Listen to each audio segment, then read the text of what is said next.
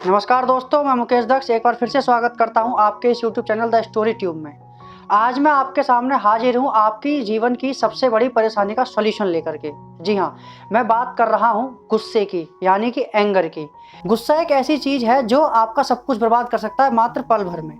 आज इस वीडियो में हम इसके सॉल्यूशन की बात करने वाले हैं, जिसके बाद आपका गुस्सा कम या रुकेगा नहीं, वो खत्म ही हो जाएगा और फिर कंट्रोल में आ जाएगा। तो गुस्से पर आज हम साइकोलॉजिकली बात करेंगे। सबसे पहले हम बात करेंगे बेसिक्स ऑफ एंगर की। इसके बेसिक्स क्या है? सबसे पहला बेसिक है बिलीफ, यानी कि इसको हम थोड़ा आसान भाषा में समझते हैं कि यदि हमारे घर में किसी छोटे बच्चे से या नौकर से चाय का कप टूट जाता है तो हमें गुस्सा आ जाता है, लेकिन यदि हमारे पापा से या मम्मी से कोई चाय का कप गिर जाए और वो टूट जाए तब हमें गुस्सा नहीं आता है। सारा खेल है बिलीफ का।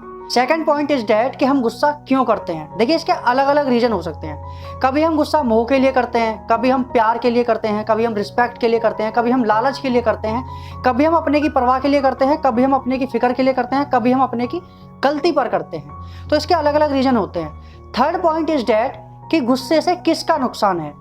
देखिए, इसका सिंपल सा जवाब है जो सभी को पता है कि गुस्से से सिर्फ और सिर्फ अपना नुकसान है, बाद में किसी और का होता है। यानी गुस्से से अगर हम कोई स्टेप ले रहे हैं तो उससे पहले हमारे घर में आग लगेगी, बाद में पड़ोसी के घर में लगेगी। अब हम बढ़ते हैं अपने अगले कदम की ओर कि इसको कंट्रोल कैसे करें, खत्म कैसे करें। What is the solution of anger? So we have 5 learning points for anger. 5 learning points में सबसे पहला पॉइंट है रीजन ऑफ एंगर। हमें अपने गुस्से की वजह को पता करना होगा कि हमें गुस्सा क्यों आता है, किस बात पर आता है, किस इंसान पर आता है, किस वजह से आता है और किन कारणों से आता है। यदि हम इन चीज़ों का पता कर लें तो उसके बाद हमारे सामने जब वो सारी सिचुएशन होंगी तो उस वक्त हमें पहले से ही आभास होगा कि हाँ, हमें इन चीज़ों पर गुस्सा आ सकता है। तो उस वक्त हमारा स्टेट ऑफ माइंड उस कंडीशन में पहुंच जाएगा कि हम गुस्सा करना भी चाहेंगे तो वो उसका टेम्परमेंट उतना ज़्यादा नहीं होगा जितना होना चाहिए। उसका टेम्परमेंट डाउन हो जाएगा, क्योंकि हमें पता है कि गुस्से से हमें नुकसान होने वाला है, इस चीज़ से हमें गुस्सा आने वाला है, तो हमें क्या स्टेप नहीं लेने हैं।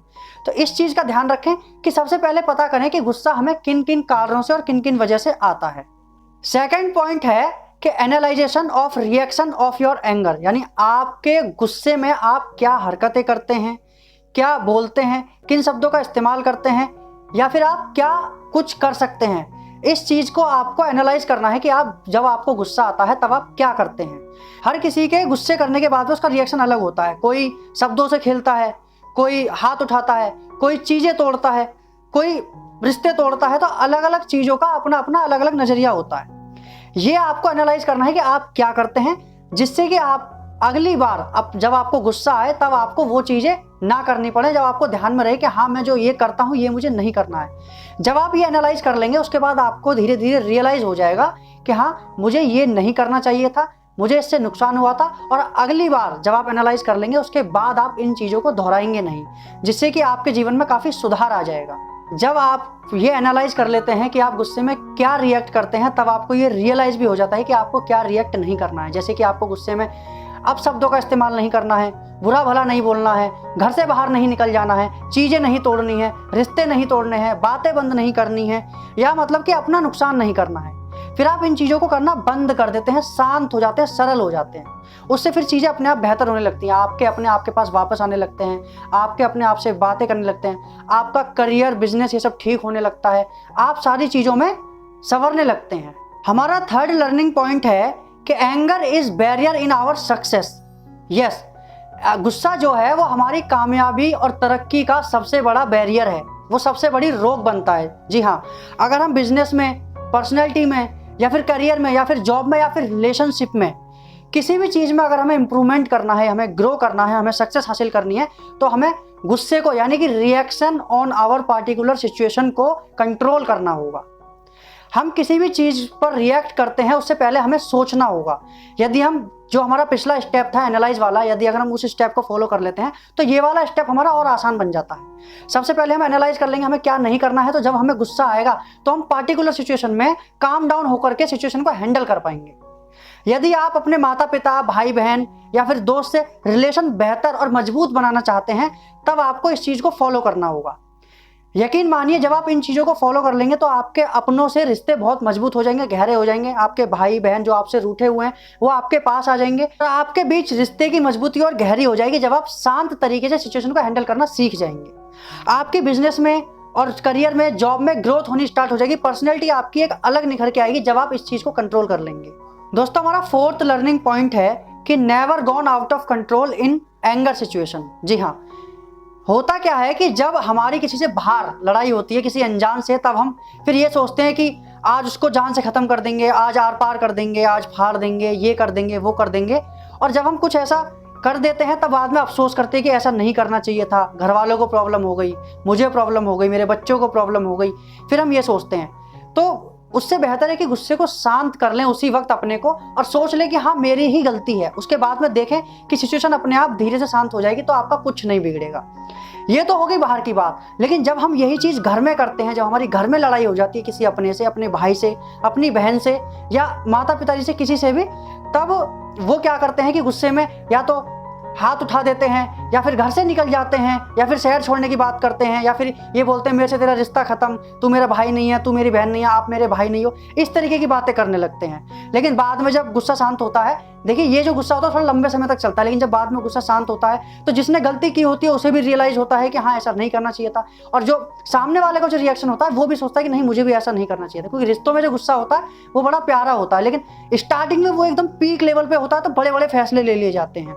मैं आपको इसमें साइकोलॉजिकली 2 फैक्ट बताता हूँ कि सेंट लुइस यूनिवर्सिटी के प्रोफेसर रॉबर्ट निकोलसन और साउथ कैलिफोर्निया की स्पेशल साइकोथेरेपिस्ट टीना टर्लिन ने अपनी book it ends with you grow up and out of dysfunction में लिखा है, साफ साफ बताया है इन दोनों ने कि रिलेशनशिप में, यानी कि रिश्तों में, लड़ाई के बाद, झगड़े के बाद में दरार आना लाजमी है।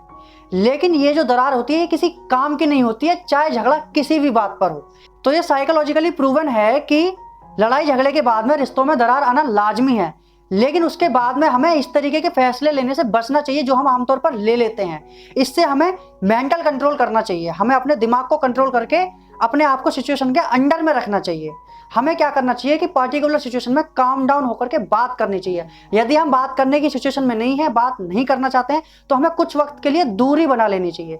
दूरी बनाने के बाद में हमें आगे जा करके फिर हमें बात करनी चाहिए। लेकिन रिलेशनशिप, यानी आपके भाई से आपके रिश्ते खराब हो रहे हैं, या बहन से हो रहे हैं, या पत्नी से हो रहे हैं, या फिर आपके किसी माता पिता, किसी से भी रिश्ते खराब हो रहे हैं, उस सिचुएशन में हमें रिश्तों को लेकर के कभी भी कोई भी फैसला इस सिचुएशन में नहीं लेना चाहिए, नहीं लेना चाहिए, नहीं लेना चाहिए। इस बात का हमें खासा ध्यान रखना है। अब आते हैं एक और बात पर कि अक्सर लोग कहते हैं कि हमें गुस्सा आता ही नहीं है, लेकिन मैं आपको बता दूं, अगर आप ठीक से नोटिस करें तो दिन भर में हमारे साथ 2-3 चीज़ें ऐसी होती है जिसमें हमें इरिटेशन होती है, फ्रस्ट्रेशन आता है, और मतलब थोड़ा सा अजीब सा अनकंफर्टेबल फील होता है।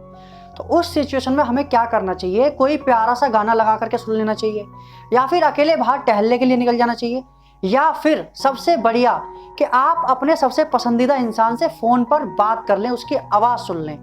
भले ही आपके उससे लड़ाई हो रही हो या बात ना हो रही हो, तब भी आप उसे बात करें, गुस्से में ही बात कर लें। आपको यकीन मानिए बहुत बेहतर और सुकून फील होगा। तो दोस्तों, ये थे हमारे 5 basics learning points against anger situation, जिसमें आपको सबसे पहले क्या करना है कि रीजन पता करना है किस बात पे गुस्सा आता है, फिर एनालाइज करना है आप क्या रिएक्ट करते हैं, फिर रिएक्शन पता करना है, फिर आपको उस पर कंट्रोल कैसे करना है ये मैंने आपको बता दिया। छोटे मोटे गुस्सों से लेकर के बड़े बड़े फैसलों तक आपको हर चीज़ अंडर कंट्रोल रखनी है। कुछ भी आपको फिनिशिंग लेवल पे नहीं लेके जाना, स्पेशली इन एंगर सिचुएशन। अब आते हैं इस वीडियो के सबसे आखिर पॉइंट, यानी कि मोटिवेशनल पॉइंट पर, क्योंकि अभी भी कुछ लोगों को लग रहा होगा कि ये बहुत मुश्किल है। जी नहीं, अगर अभी भी आपको लग रहा है कि आप ये नहीं कर सकते, तो मैं आपको बता दूं, there is nothing in the world that we can't do, we should try. दुनिया में ऐसी भी कोई चीज़ नहीं है जिसे हम नहीं कर सकते, बस ज़रूरत है तो सिर्फ एक कोशिश की। यदि आप खुद के लिए नहीं करना चाहते तो आप उस इंसान के लिए, उस शख्स के लिए करिए जिससे आप बेहद प्यार करते हैं, जिससे आप अपने करीब, अपने पास, जिसके साथ अपने रिश्ते को आप बना करके और मजबूत रखना चाहते हैं, उसके लिए करिए। अपने लिए ना सही, अपने घर वालों के लिए, अपने परिवार के लिए, अपने बच्चों के लिए, इनके लिए करिए। यकीन मानिए रिजल्ट ज़रूर मिलेगा। उम्मीद है आपको ये वीडियो पसंद आई होगी। आपको अपने गुस्से पर काबू रखना है, खुश रहना है, मस्त रहना है, अपनों के साथ हमेशा प्यार बांटते हुए चलना है। और हमेशा से जो कहता हूँ फिर से वही कहूँगा कि अपने हिम्मत और जज्बे से कर दिखाइए कुछ ऐसा कि दुनिया बनना चाहे आपके जैसा। इसी के साथ मैं आपसे विदा लेता हूँ। नमस्कार।